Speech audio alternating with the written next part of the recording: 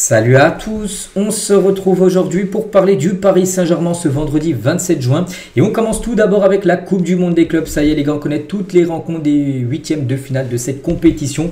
Donc voici le tableau final donc, concernant le PSG. On sait que c'est tout en haut à droite.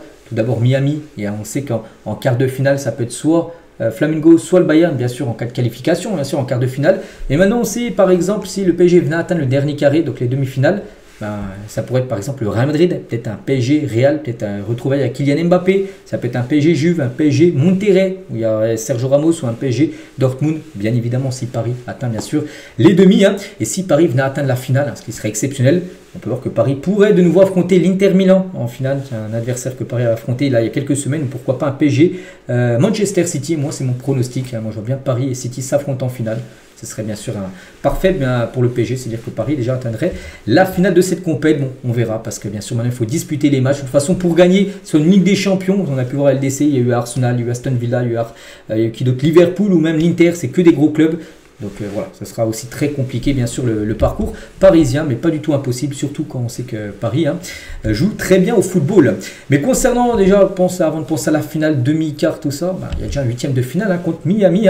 Et la une du journal L'équipe aujourd'hui qui a 48 heures de cette rencontre. Donc Messi, tout n'est pas pardonné. Et si on zoome un petit peu sur cette une, donc opposé en huitième de finale, l'Inter Miami, le PSG va retrouver Lionel Messi 2 ans après le départ de l'Argentin qui garde un souvenir très mitigé de sa période parisienne. Parce que c'est vrai, quand Messi avait quitté le club, c'était en 2023, l'été 2023. Quelques semaines après, donc première interview, donc il avait, moi je voulais pas venir au PSG, j'étais pas heureux à Paris, il a fait plein d'interviews comme ça, puis il n'en a pas fait qu'une. Tous les 3-4 mois il était interviewé, puis à chaque fois qu'il était questionné sur le PSG, les mêmes trucs, donc voilà. C'est vrai qu'on se dit que voilà, il a un petit peu peut-être des rancœurs contre l'équipe parisienne. Et le clan Messi surtout n'a vraiment pas digéré l'histoire des excuses en vidéo. Léo Messi ne l'oubliera jamais, il profite de chaque occasion pour se venger du PSG. Peut-être une occasion parfaite voilà, pour Léo Messi serait d'éliminer le PSG. Vraiment le clan Messi veulent faire mal à Paris. Éliminer tout simplement l'équipe parisienne lors de cette Coupe du Monde des clubs. Et c'est quoi digérer l'histoire des excuses en vidéo? C'est ça les gars, souvenez-vous quand il était en costard, tout ça. En gros il avait dû s'excuser en vidéo. Qu'est-ce qui s'était passé? Je ne me souvenais plus trop, du coup j'allais regarder. Et en gros, Messi présente ses excuses au PSG pour son voyage en Arabie Saoudite et attend la décision du club. Donc voilà, on peut voir que c'était, regardez, c'était en 2000, voilà, c'était il y a quelques années, c'était en 2021, il avait dû s'excuser tout simplement à Léo Messi parce qu'il était parti en Arabie Saoudite, il n'a pas eu le droit. Et pourtant, le PSG a enchaîné quand même 2 défaites d'affilée. Donc il a été beaucoup critiqué. Et du coup, il avait pris 2 semaines, ce qui lui a valu 2 semaines de suspension interne. Il avait été, pendant 2 semaines, il n'avait pas joué. Et après, du coup, Paris lui avait dit, il faut que tu fasses une vidéo d'excuses. Et en gros, cette vidéo d'excuses, et le clan Messi n'a jamais digéré. En gros, que Paris lui demande en gros de s'excuser, que le joueur soit parti en Arabie Saoudite. Bon, voilà, déjà, ça, c'est déjà que ça a commencé déjà à être très, très compliqué.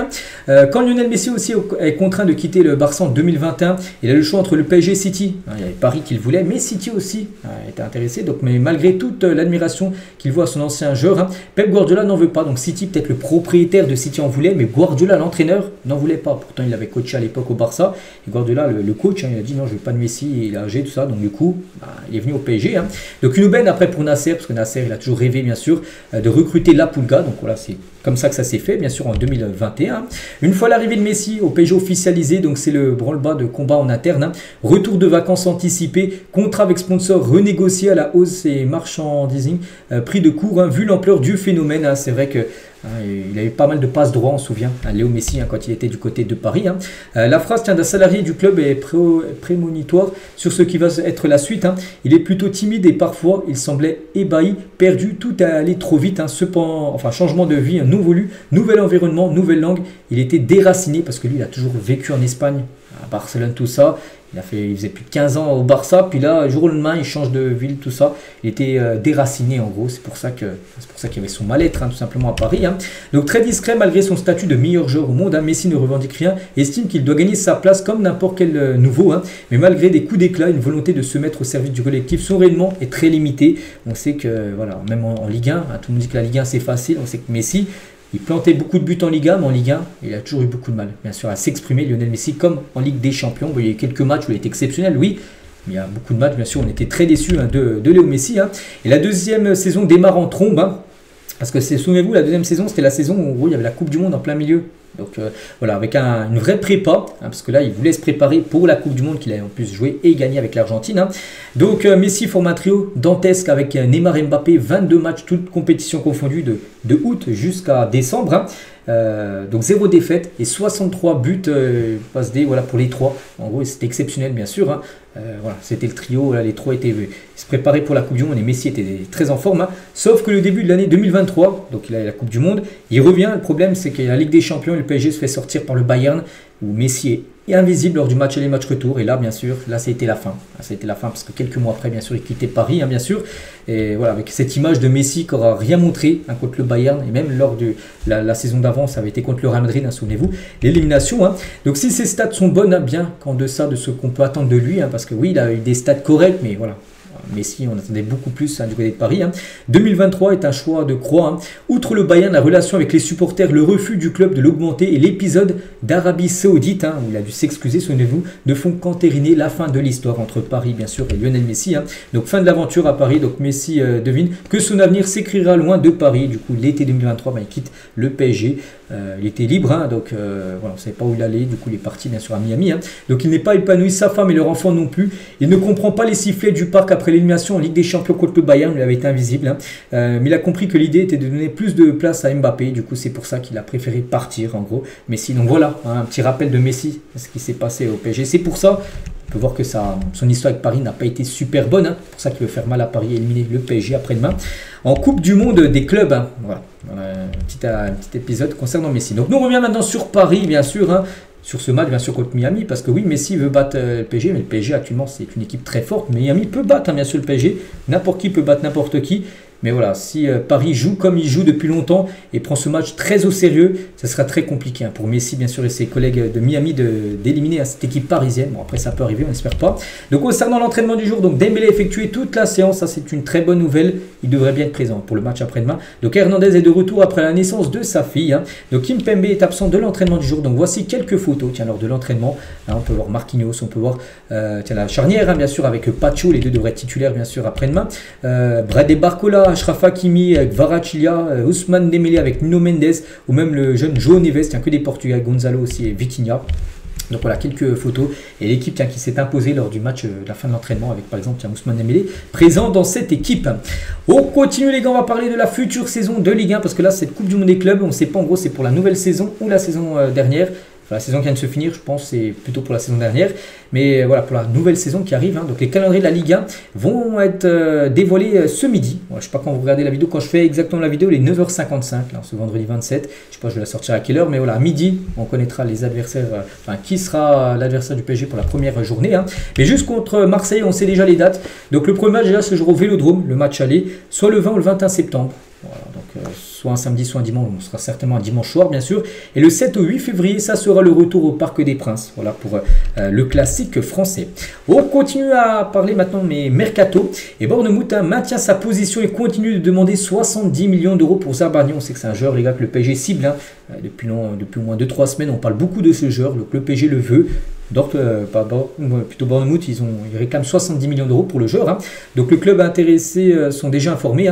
Donc certains clubs de première ligue pour envisager un transfert pour Zabarnyi ultérieurement. Le PSG pousse toujours, mais aucun accord pour l'instant parce que le Paris n'est pas prêt à mettre autant d'argent. Et de toute façon, Bournemouth, les gars, je pense pas qu'ils descendront le prix et surtout qu'ils se sont fait décimer, les gars, en défense, même dépouillés. Kerkez, qui est un défenseur gauche, il vient de rejoindre l'équipe de Liverpool pour 46 millions d'euros. Hudson, les gars, il a quitté le club, il a rejoint le Real Madrid il y a quelques semaines. Donc voilà, c'est que des gens de Bournemouth. Et lui aussi, il joue à Bournemouth, donc c'est pour ça qu'ils ont déjà perdu 2 cadres. Ils peuvent perdre le 3e et ils demanderont la 70. Donc là, le PSG sera très compliqué de négocier avec Bournemouth pour l'avoir moins cher.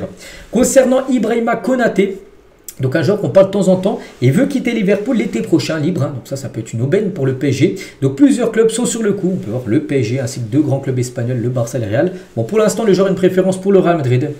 Bon, après, c'est pas qu'il a une préférence pour le Real, qu'il ira à coup sûr au Real. Mais voilà, on peut voir les 3 clubs intéressés, le PSG bien sûr, y figure. Concernant Kylian Mbappé, c'est officiel, Mbappé a porté plainte contre le PSG pour harcèlement moral. C'est que même si Kylian ne joue plus au Paris Saint-Germain depuis bientôt 1 an, Il y a toujours des infos concernant lui, donc il porte plainte. En gros, qu'est-ce qui s'est passé? Une information judiciaire a été ouverte mardi, donc là il y a quelques jours contre X après sa plainte. Deux juges d'instruction ont été saisis selon une source proche du dossier. Voilà. Et tiens, Booba les gars, il est encore sans pitié avec Kylian Mbappé. Donc regardez, Booba il a dit: si tu laisses pas Nasser tranquille, je vais lui dire ce que tu as fait par une bitch, actuellement aux États-Unis, et avec qui et pourquoi tu as chopé une gastro. Mbappé n'a joué aucun match là, des 3 matchs de poule. Joue au foot et marque des buts et vend des maillots, et passe ton permis. Il a dit aussi: tu vas pas nous casser les. Voilà en gros ce qu'a pu dire Booba, qui est très proche du PSG. Booba, n'oubliez pas que Booba et Paris, en collaboration les deux, ont sorti une chanson. Enfin, Booba a sorti une musique par rapport au sacre du PSG en Ligue des Champions. Donc voilà un peu ce qu'a pu dire Booba par rapport à Kylian, qu'il n'aime pas trop. Tiens, toujours avec le PSG les gars. Donc ils vont aider l'Olympique Lyonnais, c'est que Lyon actuellement, c'est vrai que je n'en ai pas parlé ces derniers jours parce que c'est des épisodes sur le PSG, mais Lyon, Paris ne pourrait peut-être pas jouer contre Lyon la saison prochaine parce que Lyon pourrait descendre en Ligue 2, mais le PSG va aider Lyon en gros à remporter son appel face à la DNCG. Le club parisien va avancer ses paiements dus à Lyon dans le cadre du transfert de Bradley Barcola. Quand Paris avait acheté Barcola, ça va coûter 45 millions d'euros plus 5 millions de bonus. Mais en gros, cette somme, en gros, le PSG s'était mis d'accord avec Lyon pour payer sur plusieurs années, sur 3-4 ans. Et du coup, vu que là, Lyon, ils doivent vraiment avoir ils doivent récupérer de l'argent, Paris, en gros, va tout donner l'argent qu'ils leur doivent restant, bien sûr, à Lyon. Comme ça, Lyon pourra montrer cet argent reçu et essayer de rester bien sûr en Ligue 1. Moi, je préfère bien sûr revoir un PSG Lyon la saison prochaine que PSG contre une autre équipe de Ligue 2 qui montera en Ligue 1. Bien sûr, c'est une belle affiche du championnat français. Celle-ci, c'est la plus belle photo de la saison pour Ousmane Dembélé, parce que là sur Instagram, tu peux mettre ta plus belle photo foot de la saison. Et Ousmane Dembélé a mis bien sûr cette photo de lui en train d'embrasser la Ligue des Champions. Il tient en finit avec lui aujourd'hui. Donc voilà les gars, tout ce qu'il y avait à dire. J'espère que ça vous a plu. Donc on se retrouve nous demain, bien sûr, demain samedi. On est la veille du 8e de finale. On continuera bien sûr à parler de cette rencontre. Allez, je vous souhaite une très bonne journée et à demain.